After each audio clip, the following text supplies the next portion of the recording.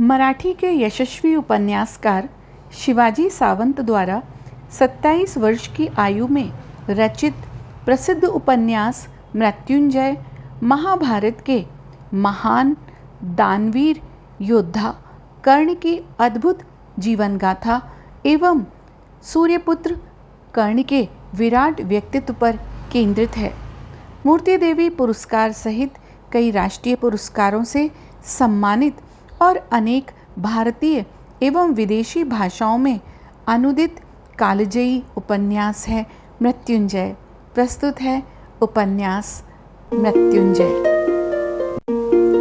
कर्ण। आज मैं कुछ कहना चाहता हूँ। मेरी बात को सुनकर लोग चौंकेंगे, कहेंगे जो काल के मुख में जा चुके हैं वे कैसे बोलने लगे।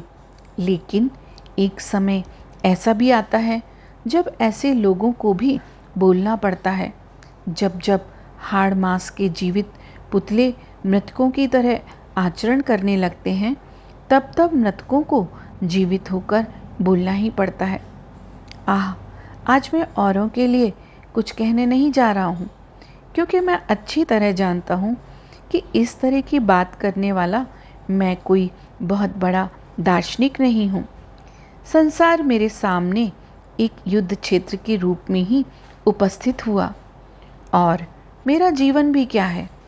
उस युद्ध क्षेत्र में बाणों का केवल एक तरकश, अनेक प्रकार की, अनेक आकारों की विविध घटनाओं के बाण जिनमें ठसाठस भरे हुए हैं, बस ऐसा ही केवल एक तरकश। आज अपने जीवन के उस तरकश को मैं सबके सामने अच्छी तरह खोलकर दिखा देना चाहता हूँ। उसमें रखे हुए विविध घटनाओं के बाणों को, बिल्कुल एक सी सभी घटनाओं के बाणों को मैं मुक्त मन से अपने ही हाथों से सबको दिखा देना चाहता हूँ। अपने दिव्य फलकों से चमचमाते हुए, अपने परुष और आकर्षक आकार के कारण तत्क्षण मन को मोह लेने वाले, साथ ही टूटे हुए पुच्छ के कारण दयनीय दिखाई देने वाले तथा जहाँ तहाँ टूटे हुए फलकों के कारण अटपटे और अजीब से प्रतीत होने वाले इन सभी बाणों को, और वे भी जैसे हैं वैसा ही मैं आज सबको दिखाना चाहता हूँ। विश्व की श्रेष्ठ वीरता की तुला पर मैं उनकी अच्छी तरह परख कराना चाहता हूँ। धरणी तल के समस्त मातृत्व के द्वारा आज मैं उनका वास्तविक मूल्य निश्चित कराना चाहता हूँ। पृथ्वी तल के एक एक की गुरुत्वा द्वारा मैं उनका वास्तविक स्थान निर्धारित कराना चाहता हूँ। प्राणों की बाजी लगा देने वाली मित्रता के द्वारा मैं आज उनकी परीक्षा कराना चाहता हूँ। हार्दिक फुहारों से भीग जाने वाले बंधुत्व के द्वारा मैं उनका वास्तविक मूल्यांकन कराना चाहता हूँ। विश्व की श्रेष्ठ वीरता की तुला पर मैं उनकी अच्छी तरह परख कराना चाहता हूँ। धरणी तल के समस्त मातृत्व के द्वारा आज मैं उनका वास्तविक मूल्य निश्चित कराना चाहता हूँ। पृथ्वी तल के एक एक की गुरुता द्वारा मैं उनका वास्तविक स्थान निश्चित कराना चाहता हूँ। प्राणों की बाजी लगा देने वाली मित्रता के द्वारा मैं आज उनकी परीक्षा कराना चाहता हूँ। हार्दिक फुहारों से भीग जाने वाले बंधुत्व के द्वारा मैं उनका वास्तविक मूल्यांकन कराना चाहता हूँ। भीतर से मेरे मन के एकदम गहन गंभीर अंतरतम से एक आवाज़ बार बार मुझको सुनाई देने लगी है। दृढ़ निश्चय के साथ जैसे जैसे मैं मन ही मन उस आवाज़ को रोकने का प्रयत्न करता हूँ, वैसे ही वैसे हवा के तीव्र झोंकों से अग्नि की ज्वाला जैसे बुझने के बजाय पहले की अपेक्षा और अधिक जोर से भड़क उठती है, वैसे ही वह आवाज़ बार बार गरज कर मुझसे कहती है, कहो कर्ण, अपनी जीवन कथा आज सबको बता दो। वह कथा तुम ऐसी भाषा में कहो कि सब समझ सकें, क्योंकि आज परिस्थिति ही ऐसी है। सारा संसार कह रहा है, कर्ण, तेरा जीवन तो चिथड़े के समान था। कहो, गरज कर सबसे कहो कि वह चिथड़ा नहीं था, बल्कि वह तो मोटा गोटा किनार वाला एक अतल सी राजवस्त्र था। केवल केवल परिस्थितियों के निर्दय कंटीले बाड़े में उलझने से ही उसके सहस्रों चिथड़े हो गए थे। जिस किसी के हाथ वे पड़े, उसने मनमाने ढंग से उनका प्रचार किया। और फिर भी तुमको उस राजवस्त्र पर इतना अभिमान क्यों है? वस्तुओं के किसी ढेर में सुंदर संदूक की तह में पड़े हुए नए निकोर और अखंड राजवस्त्र की अपेक्षा भयंकर तांडव करने वाले काल के झंझावात से अकेले जूझते हुए चीर चीर होने वाला तेरा वह राजवस्त्र क्या कम मूल्यवान था? यह आज सबको आंखें खोलकर अच्छी तरह देख लेने दे, कान खोलकर अच्छी तरह सुन लेने दे। वीरों की कहानियाँ सदैव ही बड़ी रुचि से सुनने वाले तथा दूसरे ही क्षण उतनी ही सरलता और निश्चिंतता से बिल्कुल ही भूल जाने वाले इस पागल संसार को तेरी यह कहानी क्या कभी जोर से झकझोर सकेगी? क्या उसमें इतनी प्रचंड शक्ति है? विश्व की चरम सत्यता पर जिनका अखंड विश्वास है, जो लोग मृत्यु को एक खिलौना समझते हैं, सिंह की सी छाती वाले जिन वीरों का इस धराधाम पर अस्तित्व है, वे सभी लोग आज तुम्हारी इस कहानी को सुनना चाहेंगे। आह, यह क्या केवल कहानी है? यह तो एक महान सत्य है, और सत्य देखने वालों की ओर सुनने वालों की इच्छा का विचार कभी नहीं किया करता। वह सदैव जिस रूप में होता है, उसी रूप में सामने आया करता है, उदित होते हुए सूर्यदेव की तरह।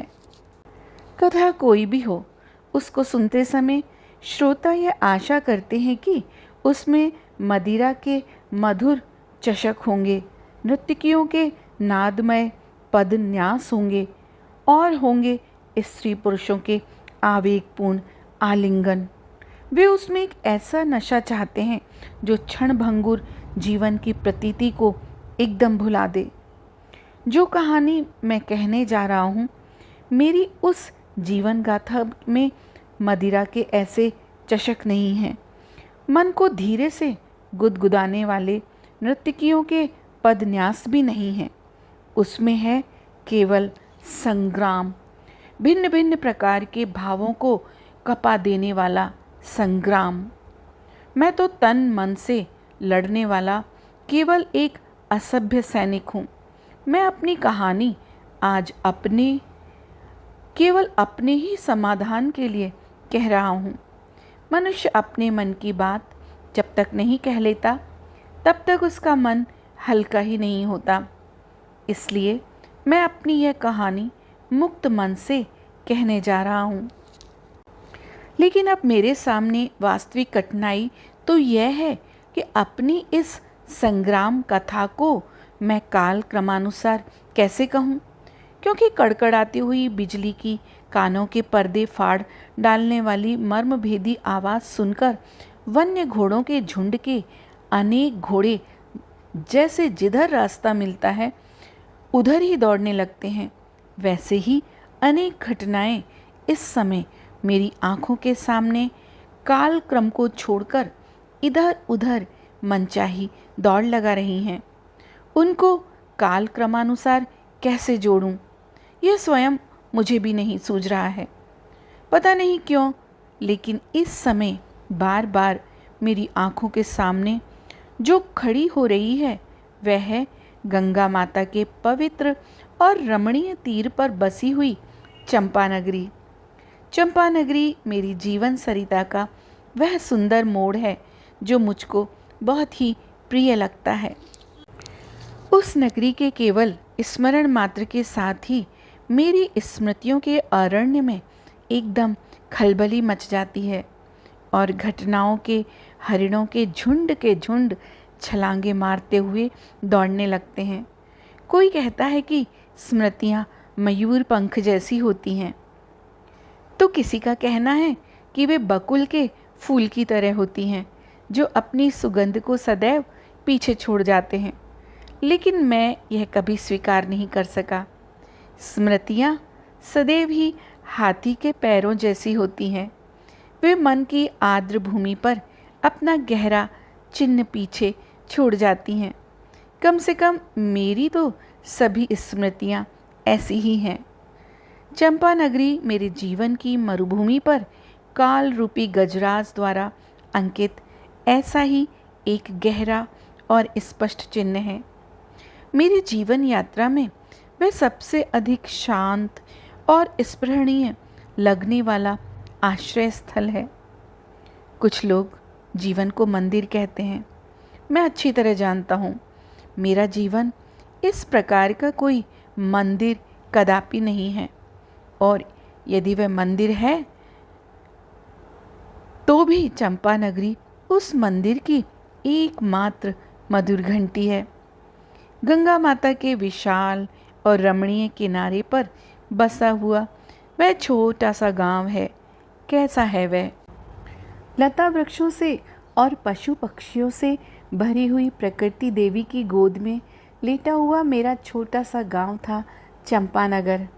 चातक, चकोर, कोकिल, भरद्वाज, सारंग आदि असंख्य पक्षियों की मधुर चहचहाहट से प्रत्यूषा में जगने वाला, गायों के रंभाने के साथ ही प्रातःकाल नित्य प्रति के कामों में लगने वाला, चिलचिलाती दोपहरी में कदम्ब की घनी शीतल छाया में शांति से विश्राम करने वाला, घंटियों की तालबद्ध आवाज़ के साथ गायों के साथ साय समय धूल के बादल उड़ाते हुए लौटने वाला, और रात को गंगा माता के तीर पर से आने वाली शीतल मंद समीरण की लहरों को देह पर ओढ़कर एक निरपराध बालक की तरह चुपचाप सो जाने वाला मेरा वह सुंदर बचपन यहाँ इस चंपा नगरी में ही बीता।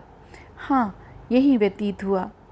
एक बार धनुष से छूटे हुए बाण की तरह वह फिर कभी लौटकर मेरे पास नहीं आया, परंतु उसके स्मरण मात्र से ही क्षितिज तक फैला गंगा माता का विस्तृत पात्र मेरी आंखों के सम्मुख खड़ा हो गया है। शुभ्र नीले जल का क्षितिज तक फैला हुआ वह विशाल साम्राज्य, उस जल की एक एक बूंद मुझको अच्छी तरह जानती है, और मैं भी उसकी एक एक बूंद से अच्छी तरह परिचित हूँ। इस गंगा माता के किनारे फैली हुई कोमल आर्द्र बालू की छाती पर दौड़ते समय मेरे छोटे छोटे निष्प्रह पैरों के चिन्ह अंकित हुए हैं। यहीं पर नटखट वायु के झोंकों ने मेरी देह पर लिपटे हुए मेरे उत्तरीय को छेड़खानी कर अनेक बार उड़ाया है, और इसलिए चंपा नगरी की स्मृति के साथ ही बचपन में देखी हुई इस ओर से उस छोर तक फैली हुई गंगा माता मेरी आंखों के सम्मुख खड़ी हो जाती हैं। बचपन आखिर है क्या? इस प्रश्न का ठीक ठीक उत्तर अच्छी तरह क्या कोई दे सकता है? अनेक लोगों ने अनेक प्रकार उसका वर्णन किया है, किंतु यदि मुझसे पूछा जाए तो मुझको तो वह सदैव रथ की तरह लगता आया है। एक ऐसा स्वच्छंद रथ जिसमें मुक्त और अनिर्बंध कल्पनाओं के घोड़े जुते हुए हैं। दूर तक दिखाई देने वाला गंगा का पानी सचमुच ही कहीं नील गगन का स्पर्श कर रहा है क्या? यह देखने के लिए वह रथ उसके असंख्य लहरों पर चक्कर लगाकर क्षण भर में क्षितिज तक दौड़ लगा आता। तो कभी कभी वह रथ आकाश में झिलमिलाने वाले असंख्य तारे किसमें ऐसे जड़े हुए हैं जो कि वे नीली छत से निकलकर झन्न से पृथ्वी तल पर नहीं गिरते हैं, यह देखने के लिए अंतरिक्ष में बड़ी ऊंचाई तक छलांग मार आता। मैं और मेरा छोटा भाई शोण, हमारा वह छोटा सा संसार। शोण, हाँ शोण ही, उसका मूल नाम था शत्रुंतप, लेकिन सब लोग उसे शोण ही कहते थे। शोण मेरा छोटा भाई था। यूँ तो वक्रत नामक मेरा एक और भी भाई था, लेकिन वह बचपन में ही विकटों के राज्य में अपनी मौसी के पास चला गया था। शोण और मैं, हम दो ही रह गए थे। मेरे बचपन का संसार मेरी और उसकी स्मृतियों से ही भरा हुआ था। चंपानगरी की विशुद्ध हवा में पलने वाले दो भोले भोले प्राणों का अद्भुत कल्पनाओं से भरा हुआ छोटा सा संसार था वह। वहाँ झूठी प्रतिष्ठा के बनावटी दिखावे नहीं थे। यह अपने स्वार्थ के लिए एक दूसरे को फूटी आंख से भी न देख सकने वाली असूया नहीं थी। वे केवल दो भाइयों का निस्वार्थ विश्व था और उस विश्व के केवल दो ही द्वारपाल थे, एक हमारी माता राधा और दूसरे हमारे पिता अधिरथ। आज भी उन दोनों की स्मृतियाँ मेरे हृदय के एक अत्यंत कोमल तार को झंकृत कर देती हैं और अनजाने ही कृतज्ञता से, कुछ बोझिल से तथा ममता से, कुछ रससिक्त से दो अश्रु बिंदु तत्क्षण मेरी आंखों में छलक आते हैं। लेकिन क्षण भर के लिए ही, तुरंत ही मैं उनको पोंछ लेता हूँ, क्योंकि मैं जानता हूँ कि आंसू दुर्बल मन का प्रतीक हैं। संसार के किसी भी दुख की आग अश्रु के जल से कभी बुझा नहीं करती। लेकिन फिर भी जब तक आंसू की ये दो बूंदें छलक नहीं पड़ती, तब तक मुझको कभी यह प्रतीत ही नहीं होता कि मेरा मन हल्का हो गया है, क्योंकि आंसू की इन दो बूंदों के अतिरिक्त अपने जीवन में मैं उनको ऐसा कुछ भी नहीं दे सका जो बहुत अधिक मूल्यवान हो। और इनकी अपेक्षा अधिक मूल्यवान कोई अन्य वस्तु है जो माता पिता के प्रति प्रेम के प्रतीक स्वरूप दी जा सकती है, ऐसा मैं समझता भी नहीं। मेरे माता पिता ने कभी किसी प्रकार की आशा मुझसे नहीं की थी। उन्होंने मुझको जो कुछ दिया था वह निरा प्रेम था। इसलिए उनके स्मरण से मेरी आँखों में कृतज्ञता से, कुछ बोझिल से तथा ममता से, कुछ रस सिक्त से केवल दो अश्रुबिंदु ही भर आते हैं। मेरी माँ तो ममता का विशाल समुद्र ही थी। मुझको बचपन में सभी नगरजन वसुसेन कहते थे। मेरा छोटा भाई शोण मुझको सदैव वसु भैया कहता था। माँ तो मुझको दिन में सैकड़ों बार वसु वसु कहकर बुलाती थी। उसने मुझको केवल अपना दूध ही नहीं पिलाया था, बल्कि उसके विशुद्ध प्रेम का अमृत भी मैं अब तक जी भरकर पीता आया था। सबको समान भाव से प्रेम करने के लिए ही मानो उसका जन्म हुआ था। सारा चंपानगर उसको राधा माता कहता था। सबके लिए असीम कष्ट सहने की शक्ति और हृदय में अमित ममता होने के कारण उसकी बात कभी व्यर्थ नहीं जाती थी। मेरे कानों में दो जन्मजात कुंडल थे। उनकी चर्चा वह नगर के लोगों से प्राय करती ही रहती थी। मैं क्षण भर के लिए भी आंखों से ओझल हो जाता तो वह घबरा जाती थी, अत्यंत व्याकुल हो जाती थी। पड़ोसियों के यहाँ जाकर वह मुझको ढूंढने का प्रयत्न करती थी। मुझको अपने सामने बैठाकर वह घंटों अकारण ही मेरे कानों के कुंडलों की ओर टकटकी बांधकर देखती रहती थी।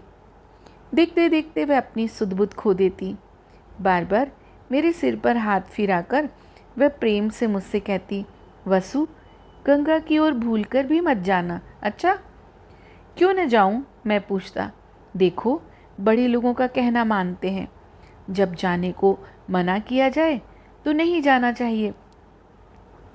तो सचमुच बहुत डरपोक है माँ। अरे चले जाएंगे तो क्या हो जाएगा? नहीं रे वसु, मुझको एकदम पास खींचकर मेरे बालों में अपनी लंबी उंगलियां फिराती हुई वह मुझसे पूछती, वसु, मैं तुझको अच्छी लगती हूँ या नहीं? हाँ कहकर मैं सिर हिलाता। मेरे कानों में लय के साथ हिलने वाले कुंडलों की ओर विस्मय से देखती हुई वह कहती, तो फिर मेरा आदेश समझकर कभी गंगा की ओर मत जाना। वह मुझको कसकर जकड़ती हुई कहती। उस समय उसकी आंखों में एक अनजाना भय तैरने लगता था। उसका मन रखने के लिए मैं कहता, तू कहती है तो नहीं जाऊंगा, बस अब तो ठीक।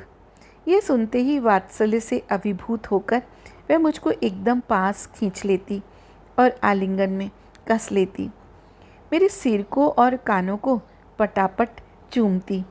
उस समय मेरी इच्छा होती थी कि मैं इसी तरह गोद में समा जाऊं। उसकी गोद में पड़े पड़े ही मैं विचार करता, माँ गंगा माता के जल से भला इतना क्यों घबराती है? और मुझको तो गंगा माता के प्रति अद्भुत आकर्षण था। उसकी लपलपाती हुई असंख्य लहरों से घंटों तक बैठे बैठे बातें करते रहना मेरा सर्वाधिक प्रिय छंद था। माँ को यदि वह ज्ञात हो जाता तब निश्चय ही वह मुझको ढूंढती हुई सीधी गंगा नदी के किनारे आ पहुँचती। नहीं जी, कुछ भी हो जाए, मैं सदैव नदी के किनारे पर जाता हूँ। हाँ, यह बात माँ को कभी ज्ञात नहीं होनी चाहिए, मैं निश्चय कर लेता। और फिर अपनी इस बात को गुप्त रखने के लिए रंगीन सीपियाँ और बकुल के खिले हुए पीले फल मुट्ठी भर भर के शोण को दिया करता। मेरे पिता कौरवराज धृतराष्ट्र के रथ के राजसारथी थे। वे अधिकतर कौरवों की राजधानी हस्तिनापुर में ही रहा करते थे। वह नगर तो बहुत ही दूर था। कभी कभी वे वहाँ से एक बड़ा रथ लेकर चंपानगरी में आते थे। उस समय मेरे और शोण के उत्साह का रूप कुछ और ही होता था। जैसे ही पर्णकुटी के द्वार पर रथ खड़ा होता था, वैसे ही शोण उसमें कूद पड़ता और घोड़ों की वल्गाएं पिताजी के हाथों से हटात अपने हाथों में लेकर जोर से मुझको पुकारता, वसु भैया, अरे जल्दी आ, चलो हम गंगा के किनारे से सीप ले आएं। उसकी पुकार सुनकर मैं अपूप खाना वैसे ही छोड़कर पर्णकुटी से बाहर आता। हम दोनों मिलकर पिताजी के रथ में बैठकर वायु वेग से नगर के बाहर गंगा के किनारे की ओर जाते। हल्के पीले रंग के वे 5 घोड़े अपनी पुष्ट पूंछों के बालों को फुलाकर कान खड़े कर स्वच्छंद उछलते जाते। उनको संयत करते करते बालक शोण एकदम किंग कर्तव्य विमूढ़ हो जाता। ऊपर के दांतों से नीचे का होठ जोर से चबाता हुआ वह उनको संयत कर रास्ते के मोड़ों पर सफाई से निकालने का प्रयत्न करता और अंत में थककर सहायता के लिए मुझको बुलाता। उसके हाथों पर वल्गाओं के चिन्ह अंकित हो जाते।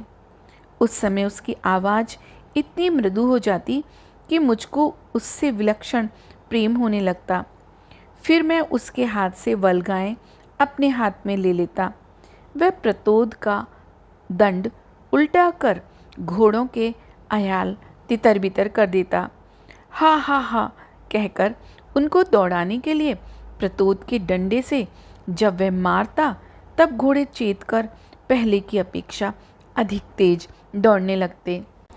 अपने मन की सी हो गई है, यह देखकर शोण आनंदातिरेक से तालियां बजाकर मुझको उत्साहित करता और फिर बातों ही बातों में हम दोनों लगभग आधा योजन की दूरी पार कर गंगा माता के किनारे पर आकर रुकते।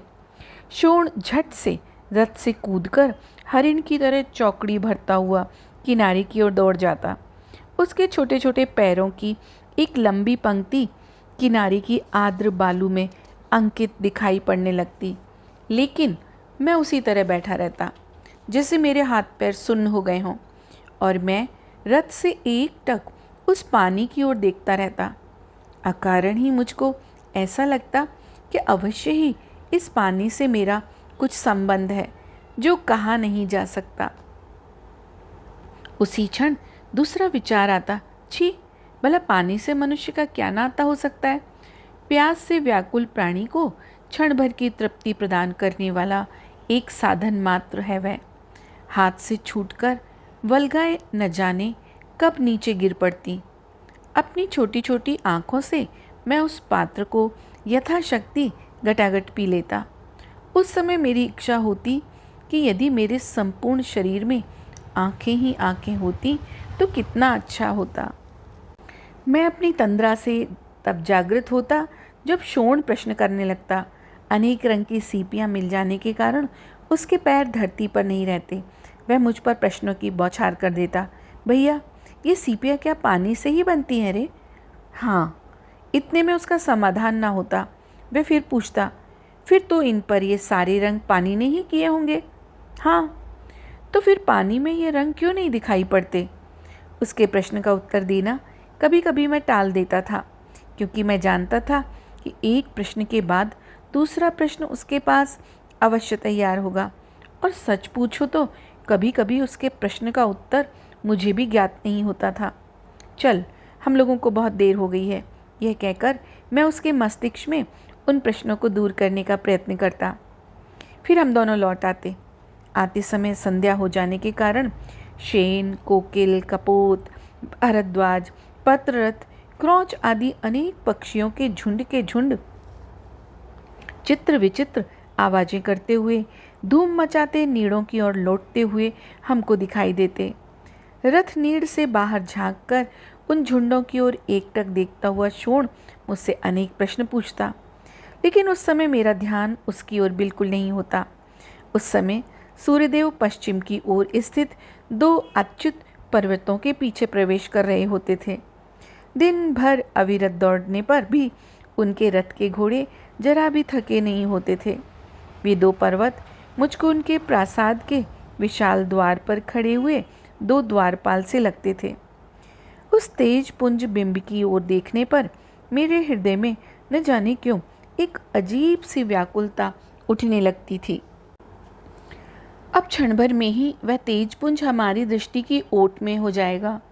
इस कल्पना से ही वियोग की एक प्रचंड लहर अकारण ही मेरी नस नस में फैल जाती। मैं एकटक उस बिंब की ओर देखता रहता। शोण मुझको जोर से झकझोर आकाश में शोर मचाता हुआ गरुड़ पक्षियों का झुंड दिखाता।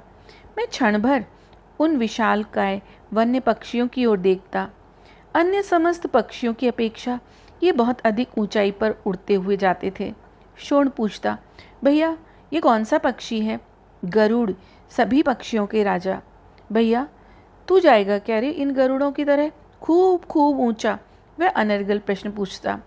पगले, मैं क्या पक्षी हूँ जो ऊंचा जाऊंगा? ना सही पक्षी, अभी थोड़ी देर पहले इतने तेज दौड़ते हुए घोड़े कैसे संभाल लिए थे तूने? अच्छा भाई, मैं जाऊंगा गरुड़ की तरह खूब ऊंचा, इतना ऊंचा कि तू कभी देख नहीं पाएगा। बस अब ठीक है ना? इस उत्तर से वह संतुष्ट हो जाता। मेरे प्रति आदर का एक स्निग्ध भाव उसकी आंखों में स्पष्ट झलकने लगता। मैं पुनः पश्चिमी क्षितिज की ओर देखने लगता और अंत में मैं ही उससे एक प्रश्न पूछता। शोण, वह सूर्यबिंब देख रहे हो?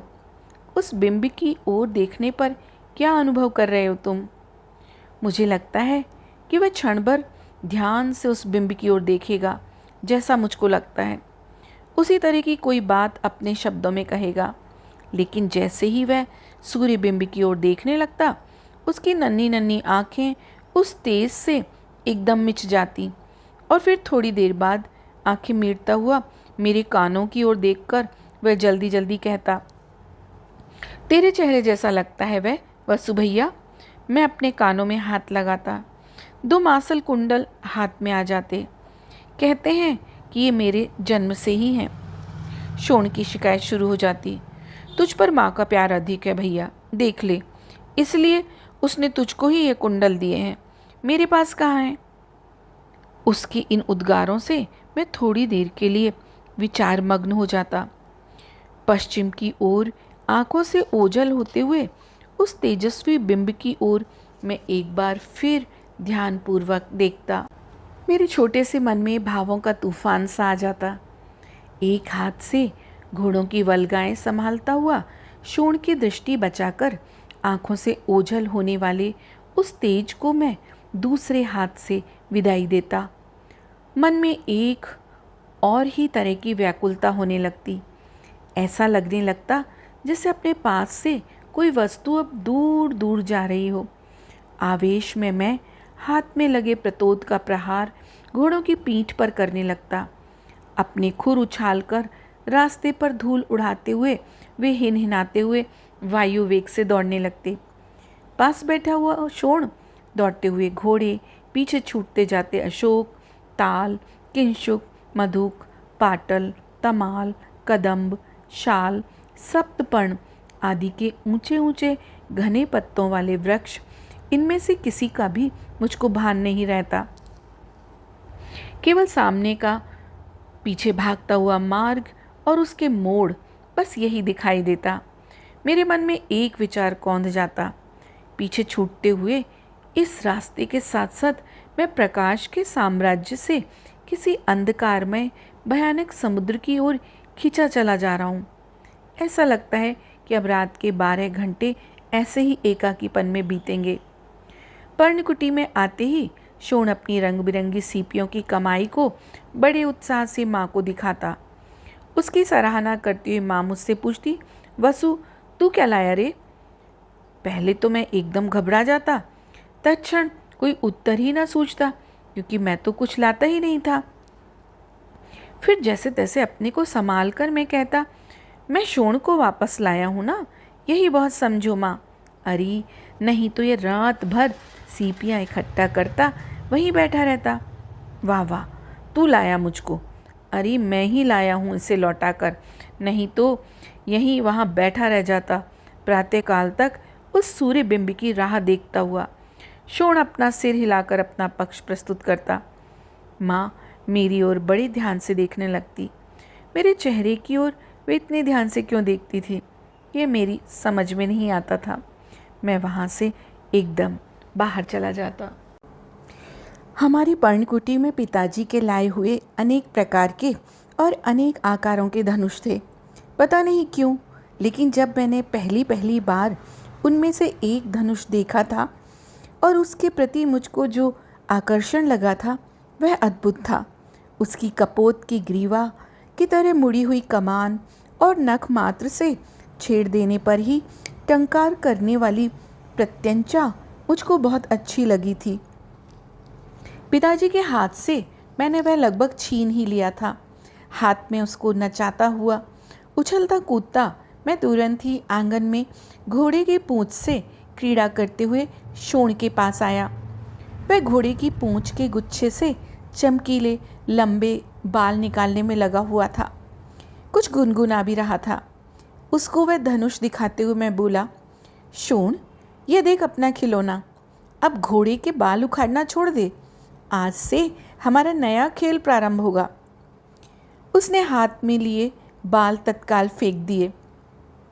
देखूं देखूं कहता हुआ बड़ी उत्सुकता से नाचता हुआ वह मेरे पास आया। मेरे हाथ से धनुष अपने हाथ में लेकर आंखें बड़ी करके बोला, यह तो बड़ा भारी है रे, चल हट, यह क्या भारी है, ला मुझे दे और भीतर से एक बाण ले आ। मैंने उसको बाण लाने के लिए भेज दिया। भैया के लिए बाण दो, भैया के लिए बाण दो, वह चिल्लाता हुआ भीतर गया। मैंने अपने उत्तरीय से धनुष के दंड पर जमी हुई धूल धीरे धीरे पहुंची। हाथ में उसको तौल कर देखा, इतने में ही शोण एक बाण लेकर उछलता कूदता बाहर आया।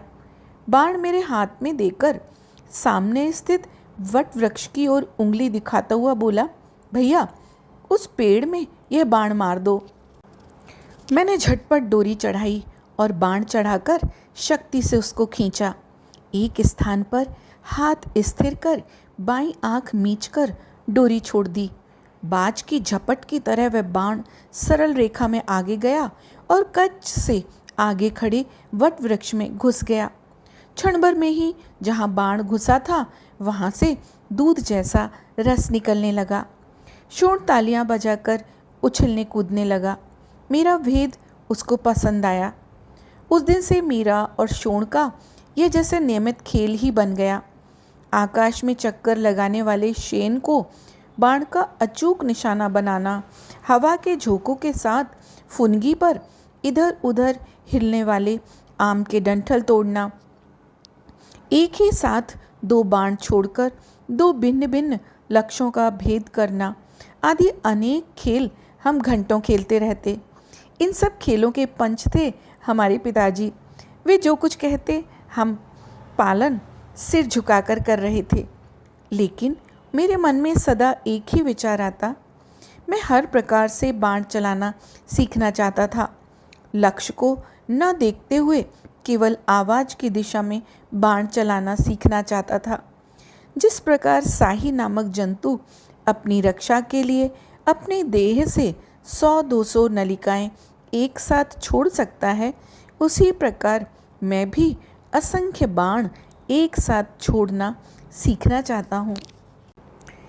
स्वप्न का क्या अर्थ होता है, ये कोई भी ठीक ठीक बता सकता है क्या? मुझको तो वे अतृप्त मन की इच्छा पूरी करने वाले कल्प वृक्ष की तरह लगते हैं, क्योंकि उस रात मेरे स्वप्न में अनेक धनुषों ने क्रीड़ा की थी। फूलों से सजे हुए घुमावदार आकार वाले परुष किंतु लचीली डंडी के बहुत से धनुषों को मैं एक एक कर हाथ में ले रहा था। जो भी वस्तु दिखाई पड़ जाती थी उसी पर मैं एक के बाद एक अचूक बाण फेंक रहा था।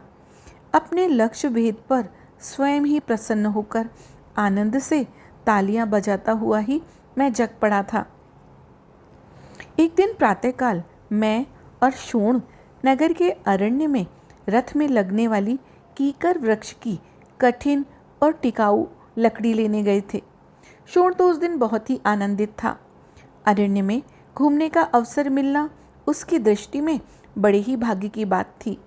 वहाँ अनेक पक्षियों की भिन्न भिन्न प्रकार की मंजुल आवाज़ें, वृक्षों के डालों की आपस में रगड़ने से होने वाली करकर, झरनों की मधुर कलकल, भीमकाय वृक्षों का अवलंब लेकर ऊपर चढ़ने वाली लताओं की अविरत सरसर, इन सब बातों के प्रति उसका अद्भुत आकर्षण था।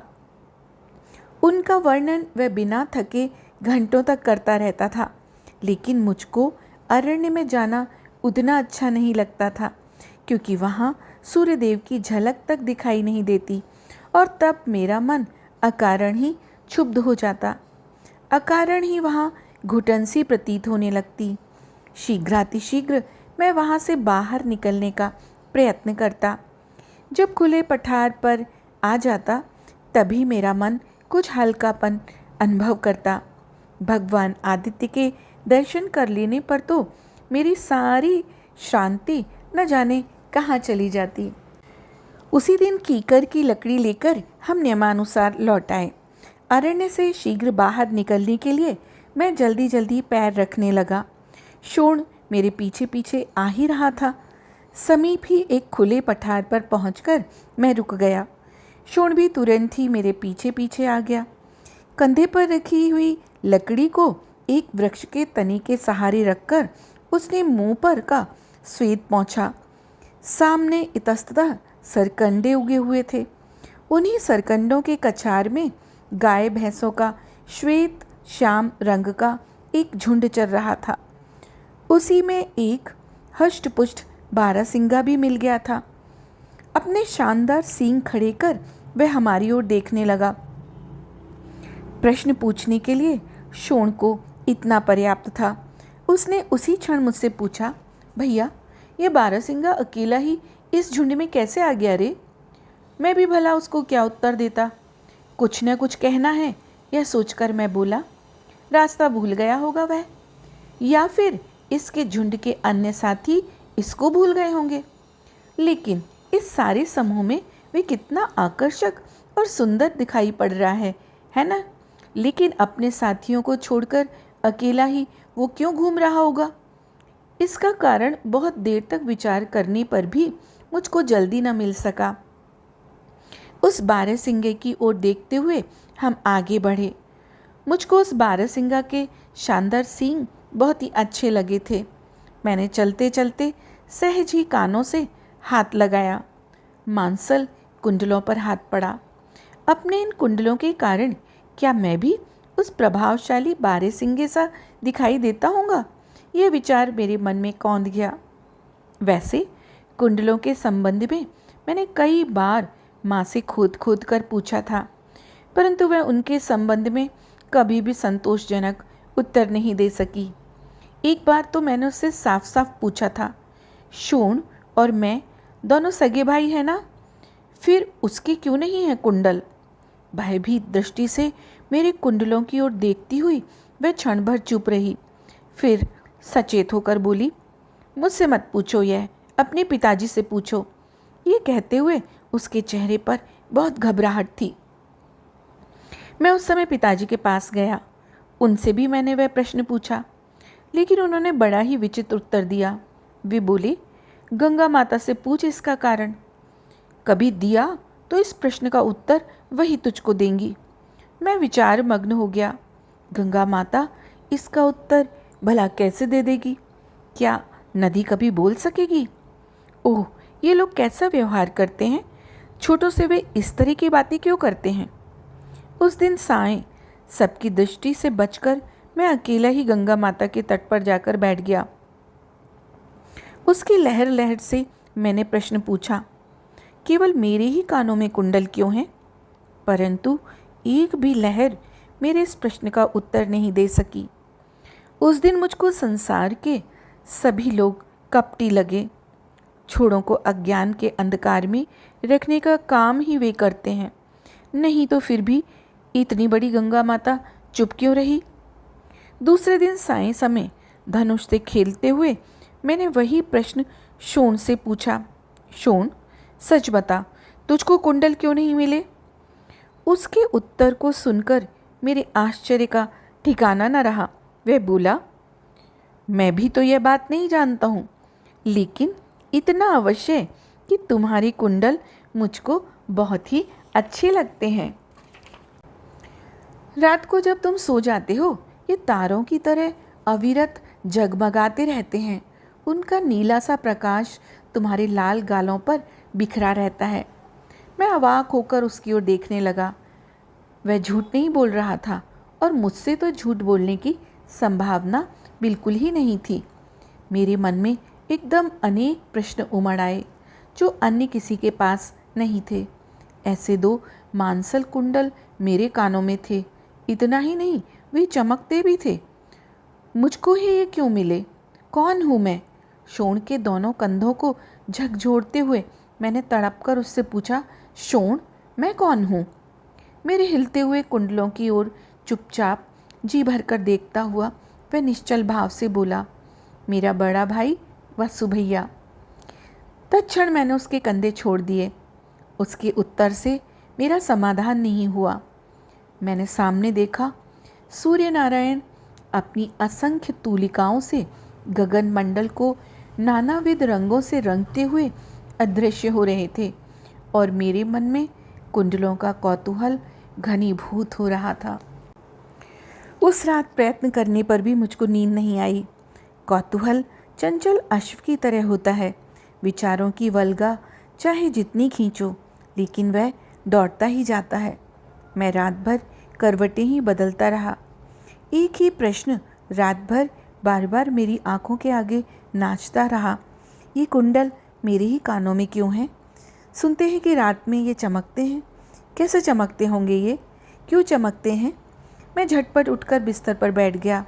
आंखों की पुतलियों को कान तक ले जाकर ये देखने का व्यर्थ प्रयत्न करने लगा कि कुंडल सचमुच ही चमकते हैं क्या। लेकिन कान आंखों की कक्षा में किसी तरह आ ही नहीं रहे थे। मैं अधीर हो उठा।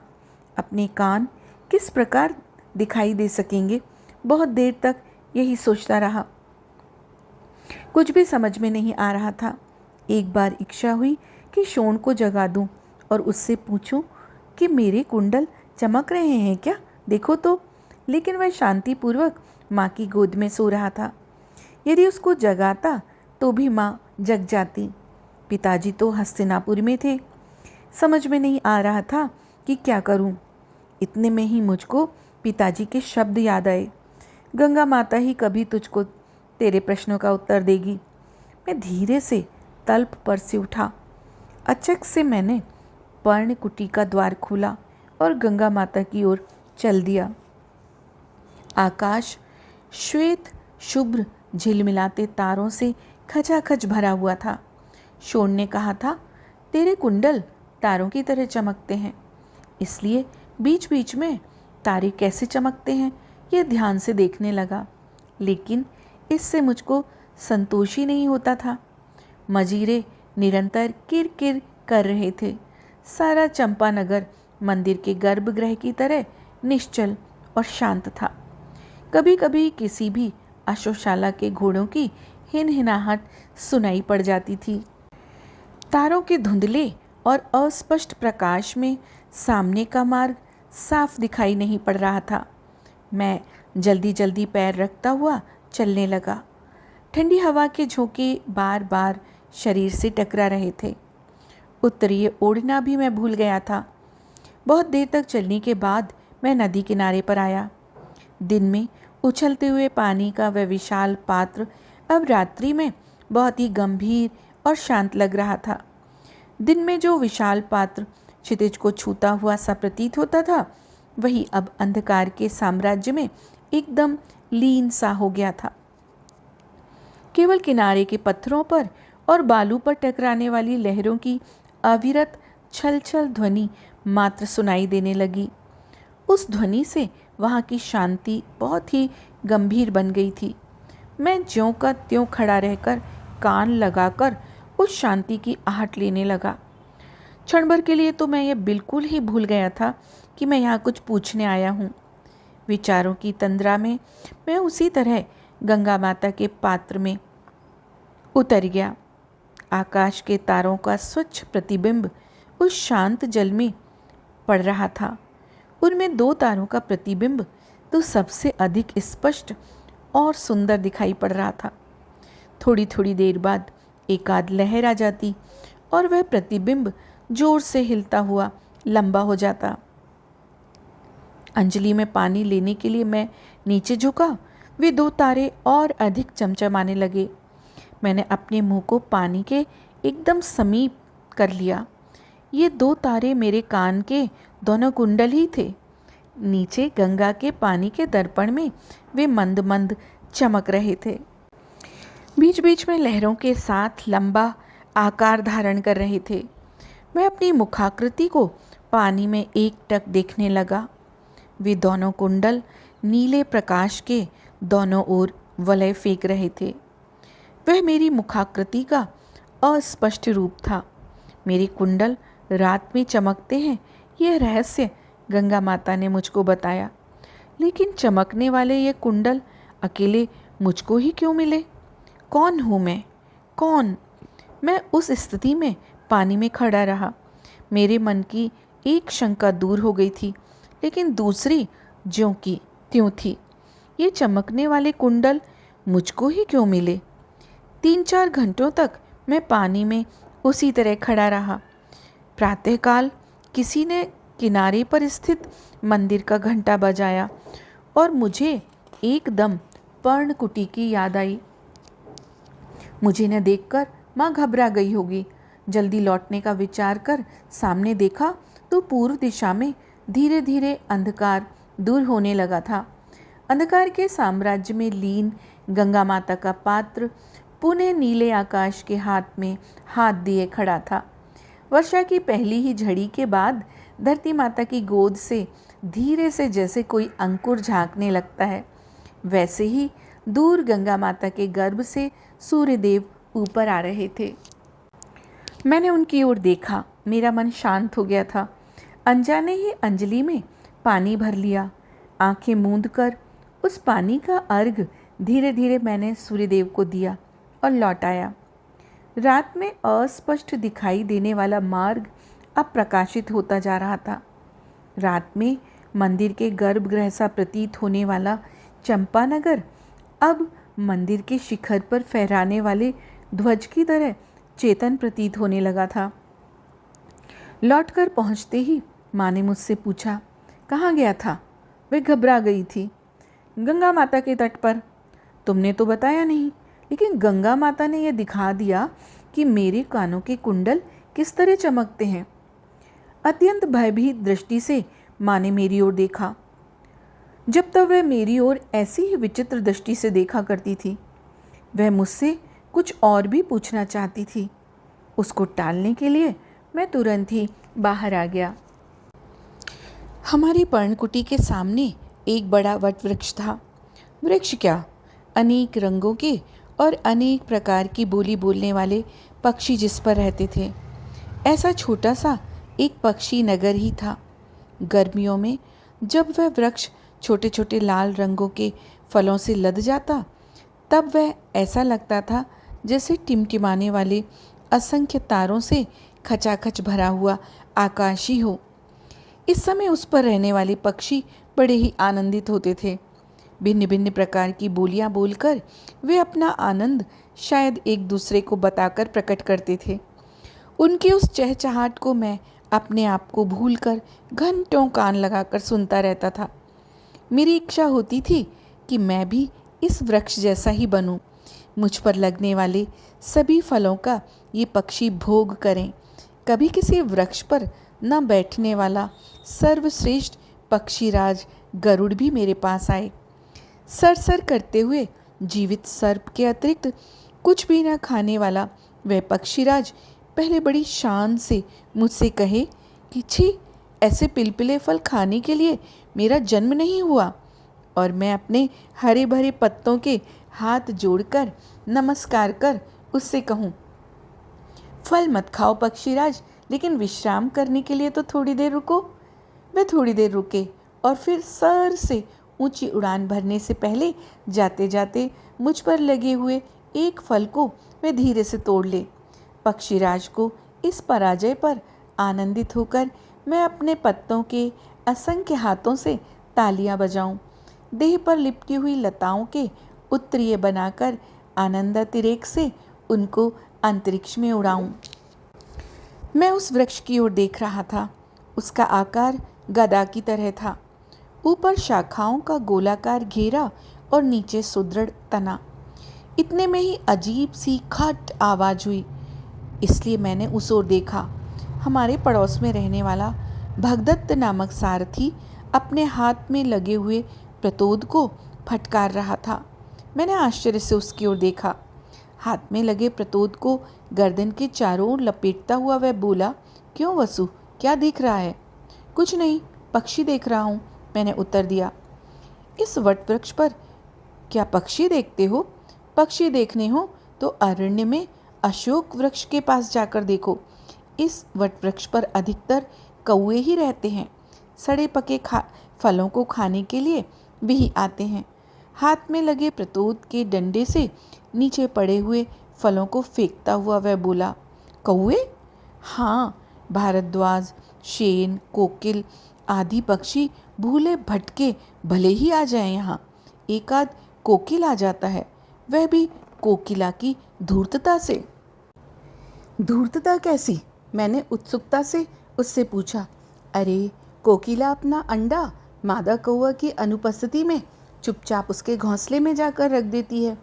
अंडे का रंग और आकार बिल्कुल मादा कौवा के अंडे जैसा ही होता है, इसलिए मादा कौवा को यह संदेह ही नहीं होता कि अपने घर में किसी और का अंडा रखा है। फिर मादा कौवा कोकिला के अंडे को सेती है। उसके बाद सप्त स्वर में तान लेकर आसपास के वातावरण को मुग्ध कर देने वाला एक कोकिल मादा कौवा के नीड़ में बड़ा होने लगता है। उसने प्रतोद को कंठ के चारों ओर लपेट लिया। कोकिल और मादा कौवा के घोंसले में? मैं विचार करने लगा, यह कैसे संभव हो सकता है? भगदत्त की बात असत्य न होगी, इसका क्या प्रमाण है? और थोड़ी देर के लिए यदि यह सत्य मान भी लिया जाए तो क्या हानि है? हो सकता है कि मादा कौवा के घर में कोकिल पलता हो, लेकिन वे कौवा बनकर थोड़ी ही पलता है। बसंत ऋतु का अवसर आते ही उसकी सप्त स्वरों की तान पक्षियों से स्पष्ट कह ही देती है कि मैं कोकिल हूँ, मैं कोकिल हूँ। एक दिन नगर के सभी बालक इकट्ठे होकर नगर के बाहर पठार पर खेल रहे थे। किसी ने राजसभा का खेल खेलने की कल्पना निकाली थी। सचमुच बालक प्रतिसृष्टि निर्माण करने वाले ऋषि ही नहीं होते हैं क्या? उस दिन सबने राजसभा का दृश्य उपस्थित कर रखा था।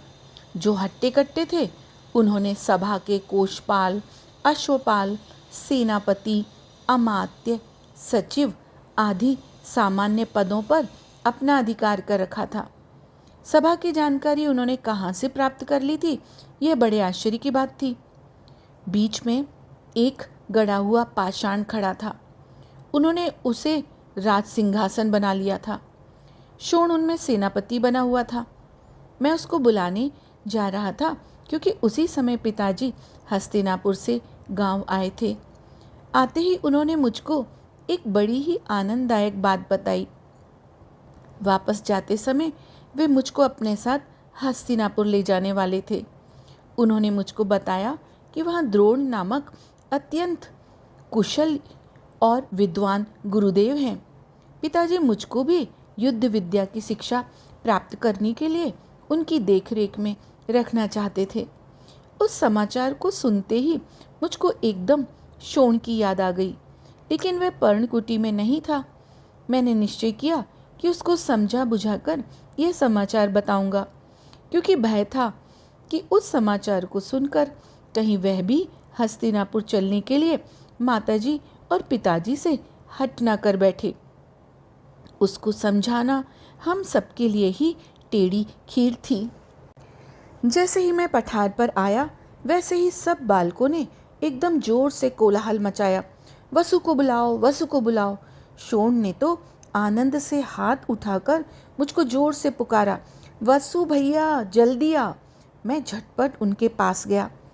जैसे ही मैं वहाँ पहुँचा, सब मुझको घेर कर खड़े हो गए। सब के सब बहुत जोर जोर से चिल्लाने लगे, इसलिए मैं तत्क्षण ये समझ ही नहीं पाया कि वे क्या कह रहे हैं। राजा वसु, कुंडल सेनापति आदि विचित्र शब्द गूंजते हुए कानों से टकराने लगे।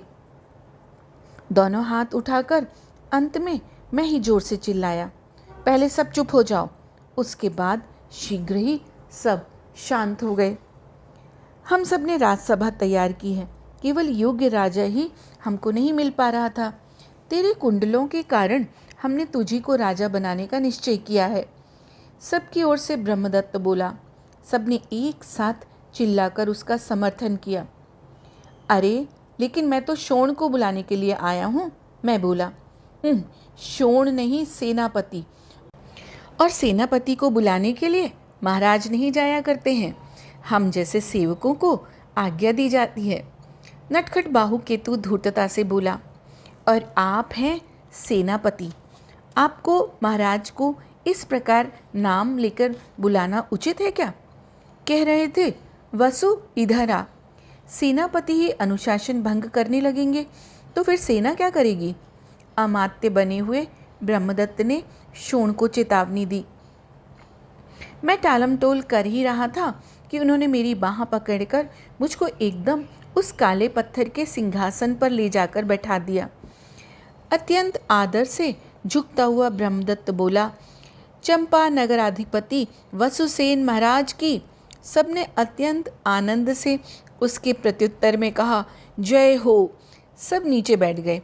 अब मेरा छुटकारा होना असंभव था, इसलिए मैं भी राजा की शान से बोला, अमात्य, सभा का कामकाज सभा के सम्मुख प्रस्तुत करने की अनुज्ञा दी जाती है।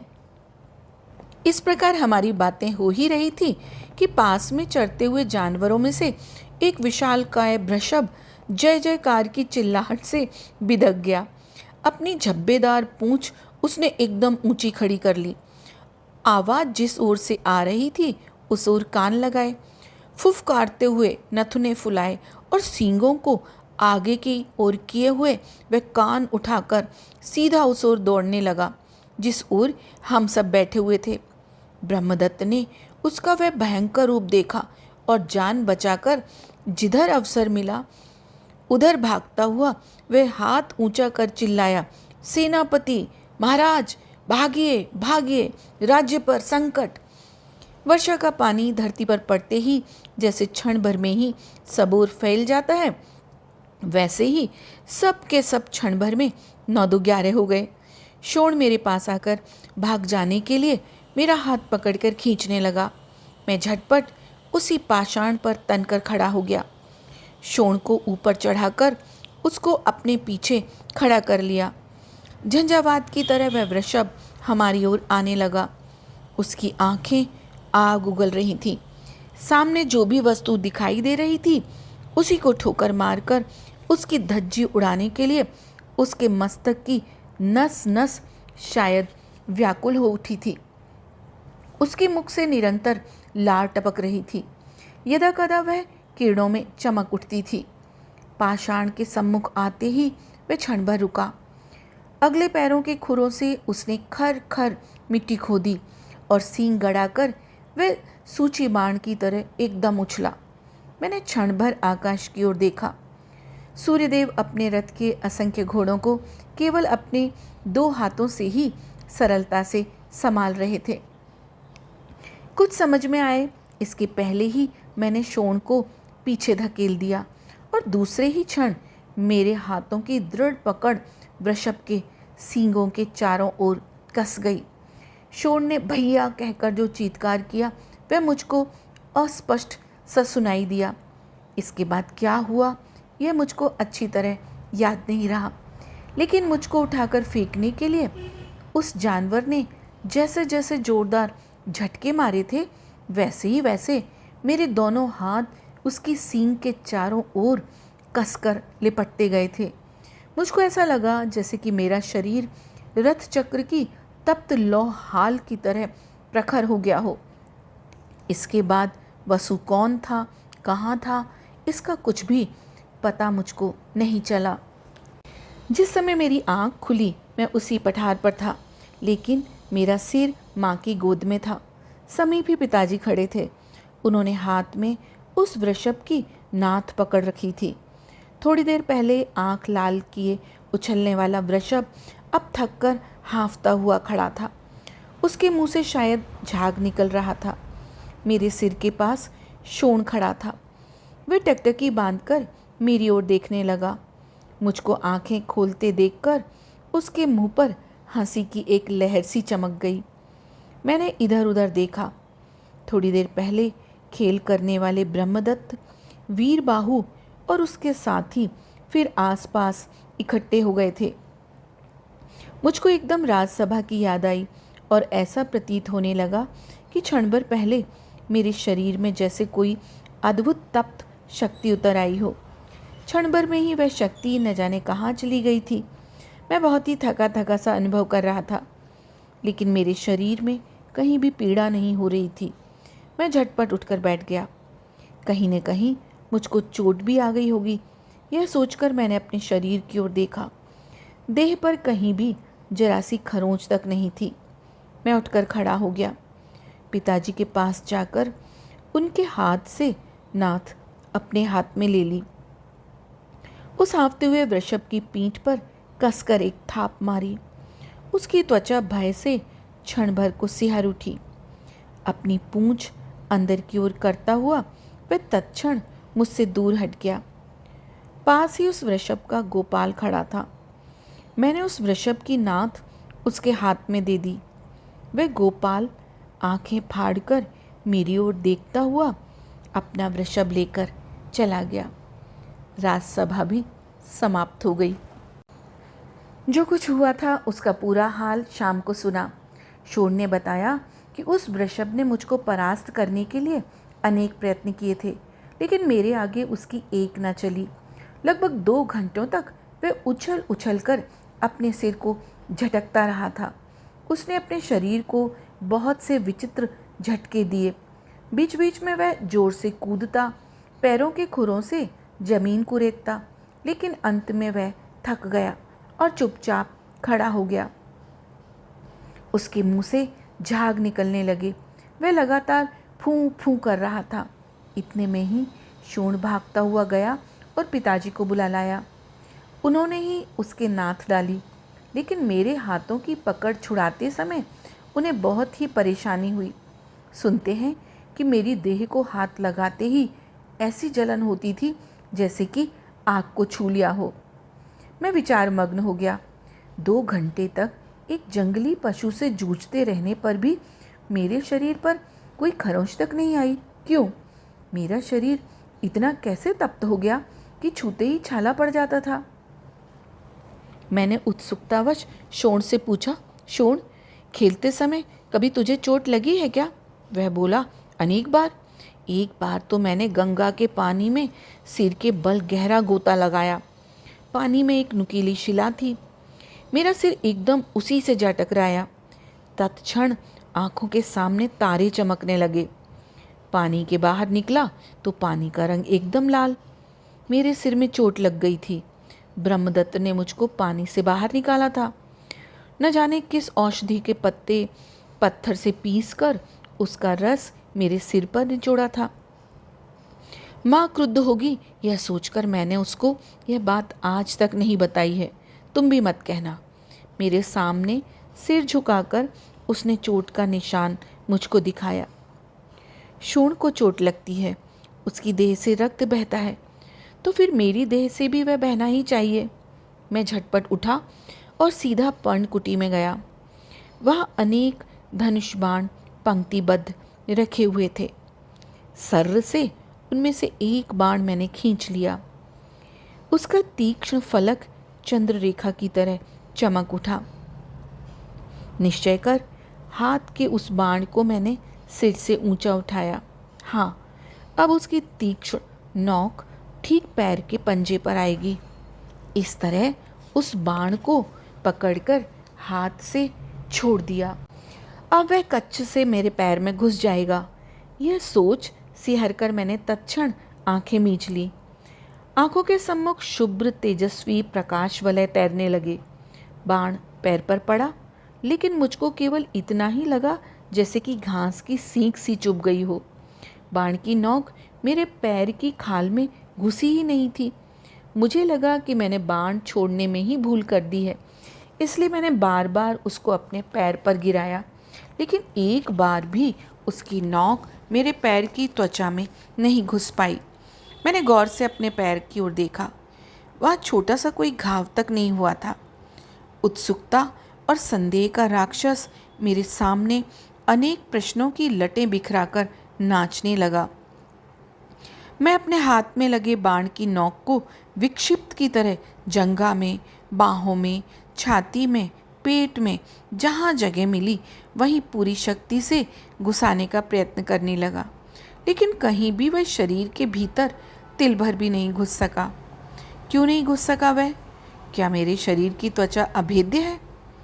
मन के आकाश में संदेह की एक बिजली इस ओर से उस ओर तक चमक गई।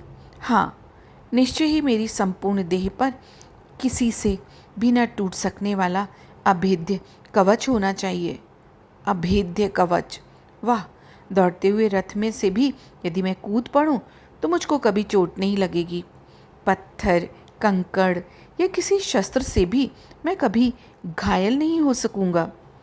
घायल नहीं हो सकूंगा, इसका अर्थ यह है कि मैं कभी मरूंगा नहीं।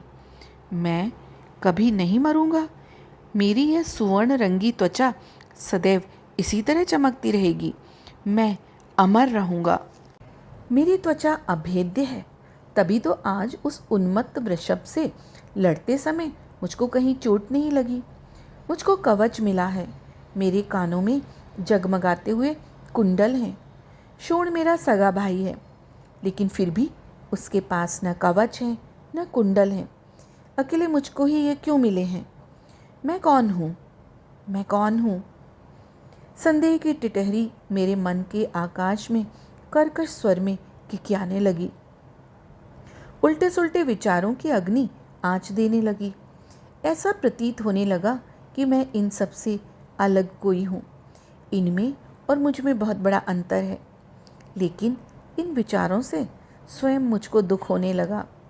जिस राधा माता का मैंने दूध पिया था, जिसके रक्त मांस का उत्तराधिकार पाकर मैं बड़ा हुआ था, जिसने मेरे लिए कठिन परिश्रम के पर्वत को धारण किया था, उसके प्रेम से उपर्युक्त विचारों द्वारा क्या मैं कृतज्ञ नहीं हो रहा था?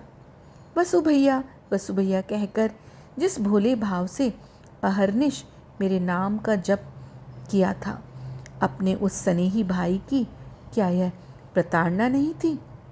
मेरा मन विद्रोह कर उठा और कठोर शब्दों में मुझको चेतावनी देने लगा। मैं कौन हूँ? मैं कौन हूँ? ये पागलों की तरह मत चिल्ला। ध्यान रख कि तू तात, अधीरथ और राधा माता का पुत्र है। सूत पुत्र कर्ण है, शोण का बड़ा भाई कर्ण है, सारथियों के कुल का एक सारथी है, एक सारथी है। दूसरे दिन पिताजी ने मुझको हस्तिनापुर चलने के लिए तैयार रहने को कहा। मैं उनकी आज्ञानुसार आवश्यक एक एक वस्तु एकत्रित करने लगा। मन में अनेक विचारों का जमघट लगा हुआ था। अब चंपानगर छोड़ना पड़ेगा। यहाँ के आकाश से स्पर्धा करने वाले किंशुक, सप्तपर्ण, दंडनी, मधुक, पाटल और खदीर के वृक्ष अब मुझसे अलग होने वाले थे। यहाँ के पत्ररथ, शेन, कोकिल, कौच, कपोत आदि पक्षियों से अब मैं बहुत दूर जाने वाला था। यहाँ के ब्रह्मदत्त, वीर मित्र, बाहुकेतु आदि मित्रों से बिछुड़कर मैं दूर जाने वाला था। वट वृक्ष की घनी छाया में स्थित तथा विगत 14 वर्षों से अपने प्रेम से मुझको तृप्त करने वाली उस सुंदर पर्णकुटी से मैं अब बिछुड़ने वाला था, जिसने मुझको प्राणों से अधिक स्नेह किया, गाय के बछड़े की तरह पाला था, हरिणी के शावक की तरह संभाला था। उस राधा माता को छोड़कर मैं अब दूर न जाने कहाँ जाने वाला था, जिसके दूध की बूंदें मेरे अधरों पर अब भी नहीं सूखी थीं। अपनी उस प्रिय माता को मैं आंसू के अतिरिक्त और कुछ भी नहीं दिए जा रहा था। वसु भैया यह नाम रटते रटते जिसके होठ कभी थके नहीं थे, उस चौकन्ने, निरपराध और भोले भाले शोण से अब मैं अलग होने वाला था। और सबसे बड़ी बात जो मेरे मन में निरंतर चुभ रही थी वह यह थी कि यहाँ गंगा माता के विशाल सलिल पर ऊपर उठते हुए मेरे लिए उत्साह का प्रचंड प्रवाह लेकर आने वाले सूर्यदेव को पुनः उसी रूप में मैं यहाँ पर न देख सकूँगा। मैं हस्तिनापुर जाने वाला था। कैसा होगा हस्तिनापुर? सुनते हैं वहाँ बड़े बड़े प्रासाद हैं, प्रचंड व्यायामशालाएं, अनेक प्रकार के शस्त्रास्त्रों से ठसाठस भरी हुई शस्त्रशालाएं, हिनहिनाते हुए विशाल काय घोड़ों की पंक्तियों से भरी हुई अश्वशालाएं, सप्तपर्ण वृक्ष की तरह आकाश के गर्भ में जिनके कलश विराजमान हैं, ऐसे भव्य मंदिर हैं वहाँ, और द्वार की किवाड़ों की तरह जिनके वक्षस्थल हैं, जिनकी भुजाएं और जंघाएं शक्तिशाली हैं, ऐसे असंख्य योद्धाओं से वह हस्तिनापुर भरा हुआ है। सुनते हैं वह कुरुकुल के राजाओं की राजधानी है। किस दिशा में होगा वह? विचारों में लीन जो वस्तु हाथ में आ जाती थी उसी को लाकर झट रथ के पास रखता जा रहा था। इसी समय बाहर से शोण आ गया। वह भी मेरी सहायता करने लगा। उसको अब भी यह पता नहीं था कि आज मैं भी जा रहा था। वह बोला, वसु भैया, पिताजी हर बार रथ लेकर यहाँ आया करें तो कितना अच्छा हो, है ना? फिर तो हम लोग रथ में खूब घूमा करें। मैंने कुछ भी न कहा। आज मैं तुझको छोड़कर जाऊंगा, यह बात उससे कैसे कहूँ, यही मेरी समझ में नहीं आ रहा था। अंत में जाने के लिए पिताजी रथ में घोड़े जोड़ने लगे। शोण स्वयं उनको एक एक घोड़ा लाकर देने लगा। द्वार पर खड़ी माता को मैंने झुककर वंदन किया। मुझको ऊपर उठाते हुए उसने देर तक मेरे मस्तक का आघ्राण किया। मुझको हृदय से लगाकर शोक से अवसन्न हो बोली, एक बात ध्यान रखना वसु, गंगा के पानी में कभी गहराई में मत जाना। उसकी आंखों से आंसुओं की झड़ी लग गई। उनमें से 2 बूंद मेरे सिर पर पड़ी। मेरी समस्त देह रोमांचित हो गई। वायु की गति से मेरे शरीर का रक्त अभिसरण करने लगा। मेरे रक्त की एक एक बूंद उन आंसुओं से अत्यंत प्रेम से कह रही थी, मात, तुम्हारे इस उपदेश का मूल्य मैं कैसे संभाल कर रखूं? केवल इतना ही कहता हूँ कि साक्षात मृत्यु के आने पर भी तेरा वसु सत्य से तिल भर भी कभी विचलित नहीं होगा। उसे कुछ याद आ गया। पुनः पर्णकुटी में गई। तुरंत ही बाहर आकर उसने मेरे हाथ पर एक चांदी की छोटी सी पेटी रख दी। अत्यंत दुख भरे स्वर में वह बोली, वसु, जब जब तुझको मेरी याद आए तब तब तू इस पेटी का दर्शन किया करना। मेरे स्थान पर इसी को देखना। ये तुम्हारी माँ ही है, यह समझकर इसको संभाल कर रखना। मैंने पेटी उत्तरीय में अच्छी तरह बांध ली। माता को फिर एक बार वंदन किया। उसने कांपते हाथ से दही की कुछ बूंदें मेरी हथेली पर डाली। मैंने उनको ग्रहण किया। एक बार उस संपूर्ण पर्णकुटी पर दृष्टि डालकर मैंने उसको आंखों में भर लिया। फिर मुड़ा। रथ तैयार था ही शोण पिताजी से कुछ पूछ रहा था। पिताजी ने मुझको रथ में बैठने को कहा। जैसे ही मैं रथ में बैठा वैसे ही शोण ने पिताजी से पूछा, भैया कहाँ जा रहे हैं? अब तक उसकी आंखों में आकुलता थी, वे अब रुआंसी हो गई थी। मेरे साथ हस्तिनापुर जा रहा है, तू भीतर जा। पिताजी ने घोड़ों की वल्गाएं अपने हाथ में लेकर एकदम उनकी पीठ पर जोर से कशाघात करते हुए कहा। घोड़े एकदम उछले और तेजी से दौड़ने लगे। शोण हाथ उठाकर भैया रुक जा कहता हुआ रथ के पीछे पीछे दौड़ने लगा। माँ ने आगे बढ़कर तत्क्षण उसको पकड़ लिया। मैंने संतोष की सांस ली। रथ आगे दौड़ने लगा, लेकिन शोण फिर माँ के हाथों से छूट गया। दूर अंतर पर उसकी छोटी सी आकृति आगे बढ़ती हुई दिखाई दे रही थी। उत्तरीय संवारता हुआ एक हाथ उठाए वह अब भी दौड़ रहा था। हम लोग नगरी की सीमा तक आ पहुँचे। मैंने सोचा था कि शोण हार कर अंत में वापस लौट जाएगा, लेकिन हाथ उठाकर वह अब भी दौड़ रहा था। मैंने पिताजी से रथ रोकने को कहा। हमको रुकते देखकर वह जोर जोर से दौड़ने लगा था, परंतु भोले भोले बालक जैसे लगने वाले शोण में इतना बड़ा साहस था। वह मेरे साथ आना चाहता था, इसलिए वह सब कुछ भूलकर दौड़ रहा था। कितना हठी था वह! हठी क्यों, कितना स्वाभाविक और निश्चल प्रेम था उसका मुझ पर। थोड़ी देर में ही वह हाँफता हुआ हमारे पास आ गया। उसकी किशोर मुखाकृति स्वेद से तर हो गई थी। वह बहुत थक गया था, लेकिन उस स्थिति में भी तत्क्षण आगे बढ़कर वह तेजी से उछलकर रथ में कूद पड़ा। रुआसा होकर हाँफने के कारण टूटे हुए शब्दों में वह बोला, मुझको छोड़कर जा रहा है? क्यों रे भैया, तू जाएगा तो मैं तेरे ही साथ चलूँगा, वापस नहीं जाऊँगा मैं। मैंने पिताजी की ओर देखा। क्षण भर में ही कुछ निश्चय कर वे बोले, ठीक है, तू भी चल। शोण आनंद विभोर होकर एकदम मुझसे लिपट गया। मैंने उत्तरीय से उसके मुख पर से स्वेद बिंदु पहुँचे। सचमुच कितना भाग्यशाली था मैं, मुझको शोण जैसा स्नेही भाई मिला था। नगरी के आसपास के परिचित स्थल पीछे छूटने लगे। अगल बगल की घनी वनराजी से चंपा नगरी अदृश्य होने लगी। मेरा बचपन भी अदृश्य होने लगा।